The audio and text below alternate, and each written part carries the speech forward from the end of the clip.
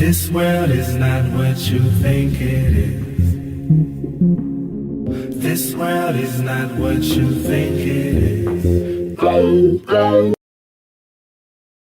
I've been asked so many times recently about the flat earth, and sometimes you just gotta say, what the fuck are you talking about, right?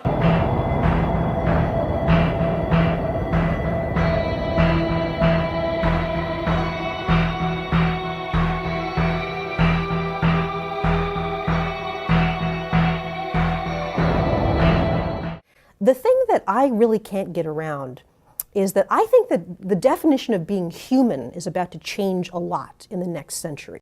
The biological being that I am was just a first stage in evolution, and a necessary, even beautiful next step in evolution is for us to be augmented, and maybe someday to completely design our artificial bodies. When you design your own body to suit any environment you want, why look like a human? Maybe you want to be a piece of foil that spreads itself across, square kilometers to actually fly on solar winds and actually move around through solar systems. That will come soon. But truly evolved civilizations left that biological necessity behind long ago.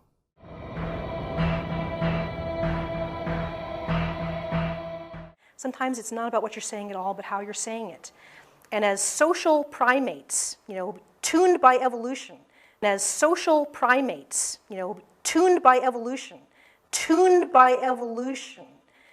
how do you actually get people to respond to you, primate to primate, so that they listen to what you're saying?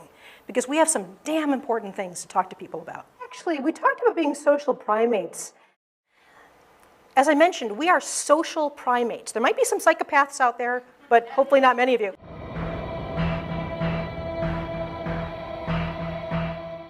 As an astronomer at NASA, I've often been asked to comment and to talk to people who believe in evolution versus creation. I was actually sent to the Kansas School Board to talk to people about this. They like to send people that are friendly and kind of non-threatening, and I try to be that. But one of the things I said to them, remember there was a time when the Earth being in the center was a capital offense. Knowledge has changed, and it has been uncomfortable for humans to sometimes take that change. I was called the handmaiden of Satan for that, but it's one of my favorite monikers, actually.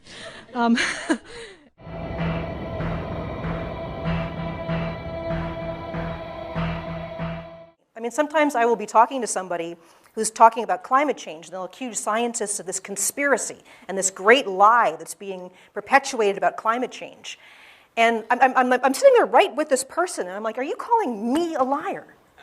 Do you understand there is a person here that you're calling a liar? Being a scientist does not mean you are not a human being, and it's amazing how much in the public this is perceived this way. Neil deGrasse Tyson really throws some F-bombs around these days, and it goes back to some of the emotional impact that people saying that you're not a real person, that you're not a real human being, that you're lying to us. This idea that I am not a person, that I don't have feelings and emotions and a family and a reason to be alive. Somebody wants to separate the fact of being a scientist from the fact that you are a human being. And this is something that I've seen come over and over again.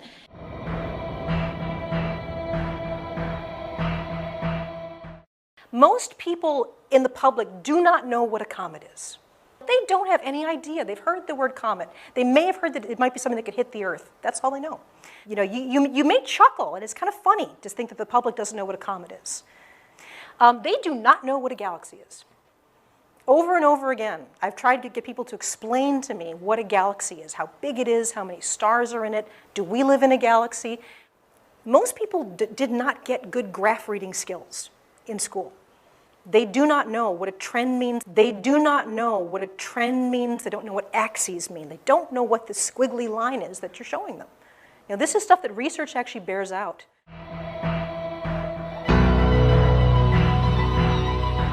My favorite story is where we all come from. It's an amazing thing to tell you that I know where you come from, and I know where I come from. And we come from the stars, literally. You may have heard we are stardust, and you thought it was something poetic, something that was kind of a nice analogy. But your body literally had to be forged inside a star that died.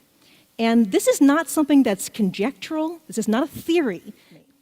And I don't know why we don't do more art and literature and dance and poetry about this story that we know is true. And the amazing thing is that if you ever wanted a connection to a larger universe, you already have it. You don't need to go looking for it. It's right here inside you. So let me challenge all of you out there. I let this story change me. How's it going to change you?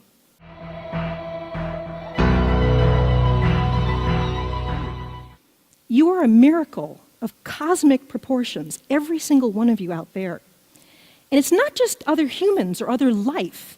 It's the very bones of the earth. Think about what the earth is made of: the silicon, the magnesium, the zinc, the iron, the copper, the silver. All of those were formed in the same explosions which created all of the atoms in your body right now. I often like to hike up into the mountains and sit on the rocks and feel the presence of my ancestors and my brothers and sisters.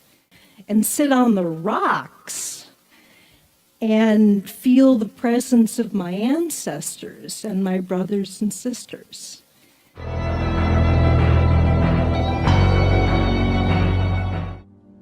If nature is made of nothing but unconscious matter, how come we're conscious?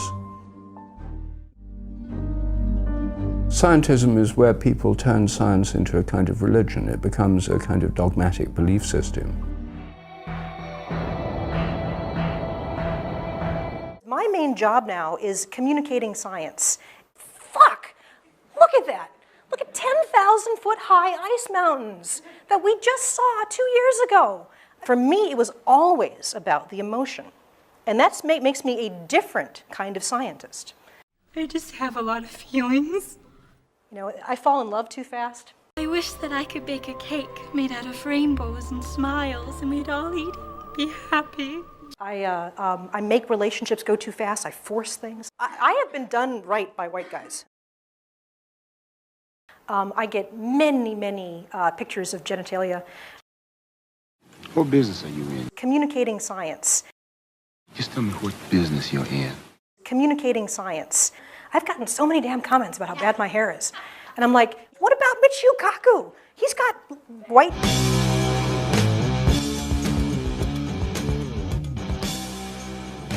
1,000 years from now, we will have flat earthers. I am a professionally trained scientist. I have a doctorate in astrophysics. Being a scientist isn't really a normal way to be a human being. And somehow there are all these judgments about that you must be very logical or you must be very smart, whatever that means. That's entirely wrong. Sell crazy someplace else. We're all stocked up here. I don't really have a great way to deal with everything that I've learned being an astrophysicist. And sometimes I hide under the bed and it's given me anxiety attacks. It's just like the doctor said, it's nerves, and that's all. You just take your pills and you'll be fine, really. I understand that I am a collection of atoms that came from the hearts of stars that briefly comes together and forms planets and people and everything that's in our world. Well, it's a symptom of a type of disturbance in the chemical electrical activity of the brain, the temporal lobe. It's up here in the lateral part of the brain. It's rare, but it does cause bizarre hallucinations. The water in my body has hydrogen from the Big Bang, from the very start of the universe. Then the oxygen came from stars that had to die. You hold your arms around yourself and you have a story that's billions of years and, trillions of miles across, just in your own self. So what's wrong with her? We still think the temporal lobe. Oh, what are you talking about, for Christ's sakes? Did you see her or not? She's acting like she's fucking out of her mind, psychotic. Cling to the people that you love, and you have sex with all the wrong people, have sex with all the wrong people, have sex with all the wrong people. And you try to find some way to just kind of work out this energy that you don't know what to do with. There has to be some emotional response to that. Well, you know what Tolstoy said. Tolstoy said, regard the society of women as a necessary unpleasantness of life and avoid it as much as possible. What a scientist really does is tell stories. It's about the narrative. It's about the emotions. I want to sit you down and explain why what I'm doing is actually getting your money and your funding for the rest of science. They told me that you had gone totally insane. And that your methods were unsound.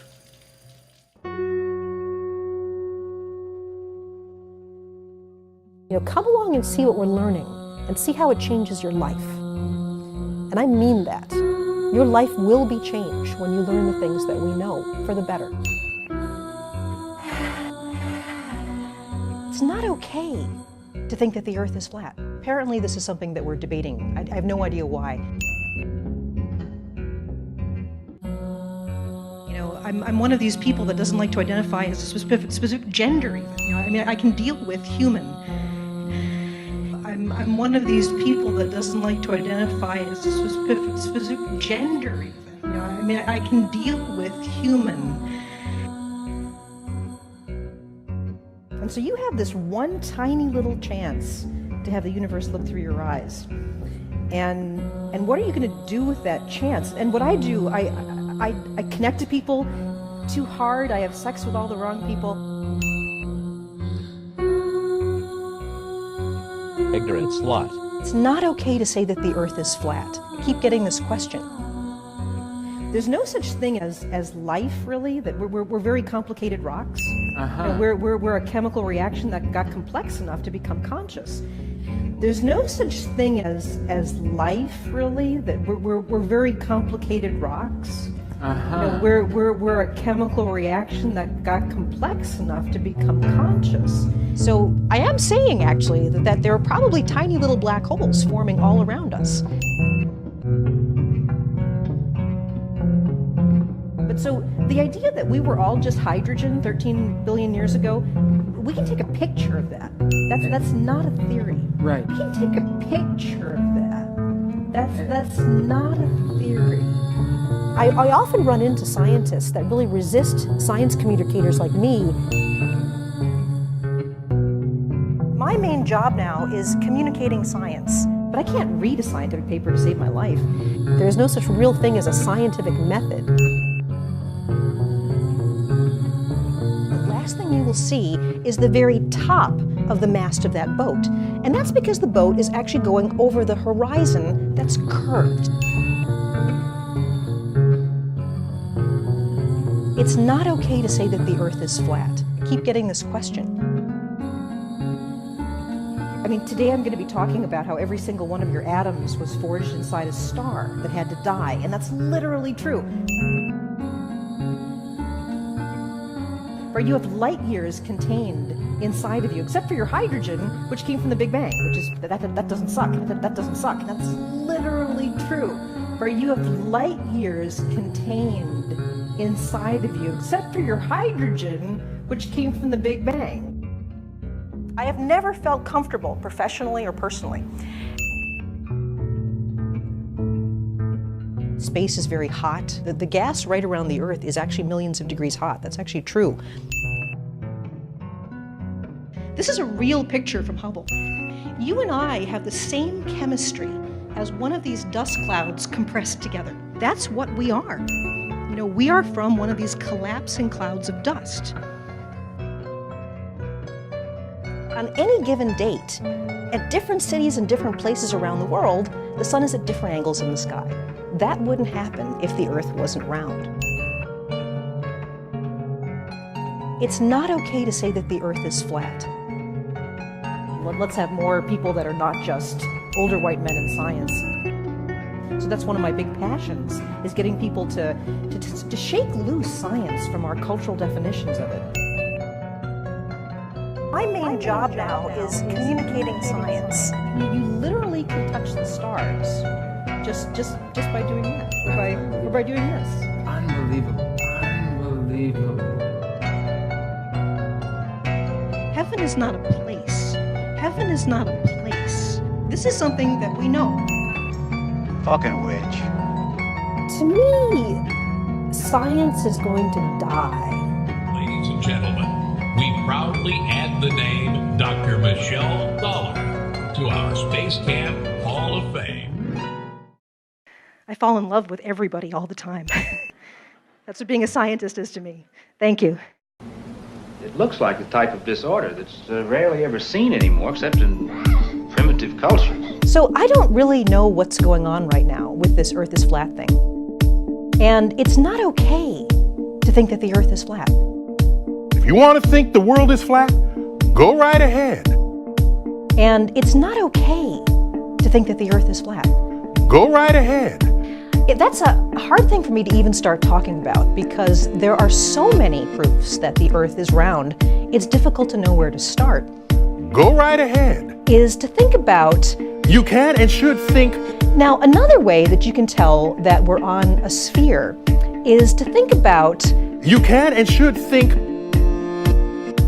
whatever you want. How there's something called the tropics on the Earth. And the tropics are places near the equator of the Earth where sometimes the sun is overhead in the sky.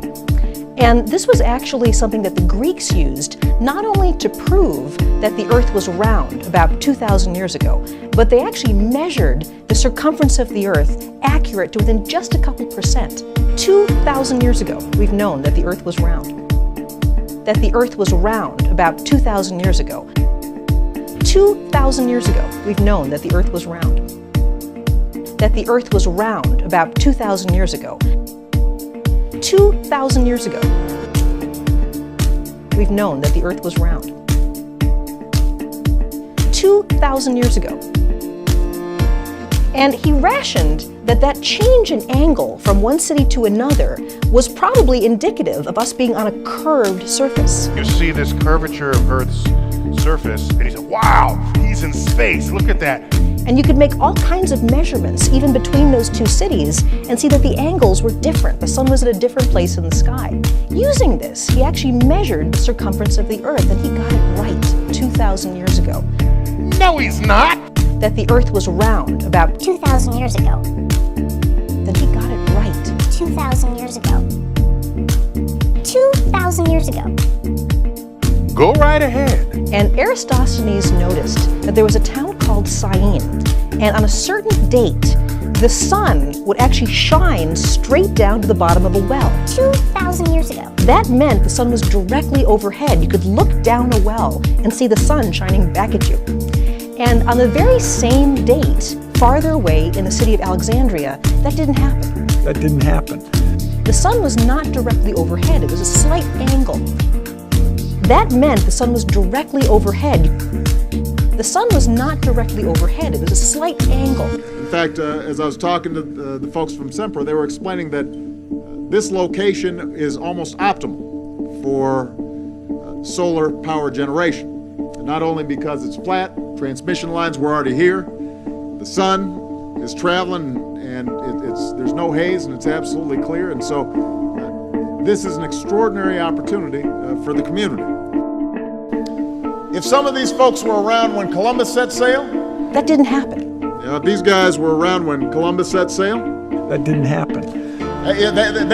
They must have been founding members of the Flat Earth Society. That didn't happen. They'd be charter members of the Flat Earth Society. That didn't happen. And space is completely empty. It has no atmosphere, it has nothing. It is the absence of everything. Everybody. Space is completely empty. Everybody knows the Earth is a sphere, right? Space is completely empty. Everybody knows that. You've seen the pictures. Right? Space, or a geoid, very close to a sphere, is completely empty. Completely empty. Completely empty. That is the emptiness. That is an emptiness that you can't wrap your mind around.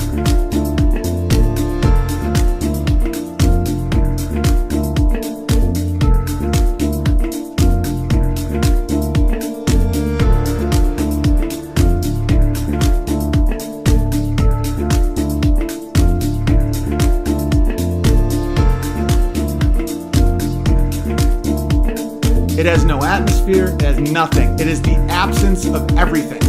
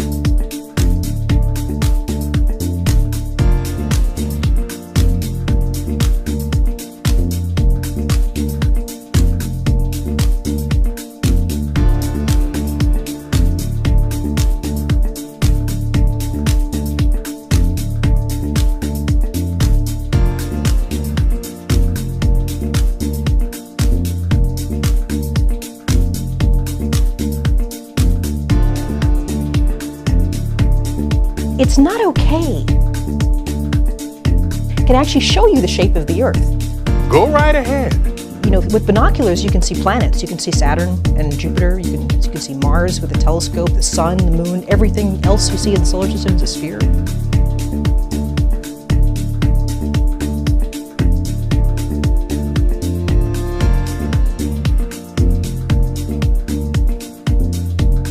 So we're the one thing that is different, you know, and that actually made somebody who was more interested in actually hearing information. That actually got them to think. They were like, "You're right, you know, everything else we take a picture of is a sphere."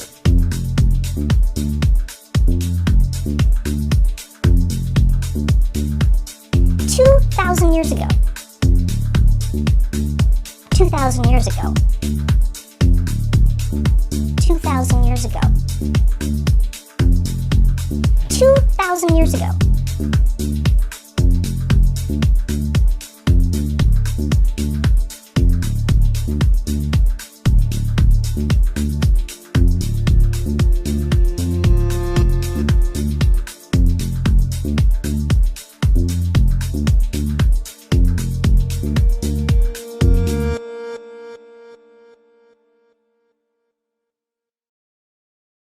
I know you're out there.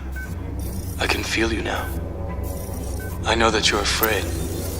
You're afraid of us. You're afraid of change. I don't know the future.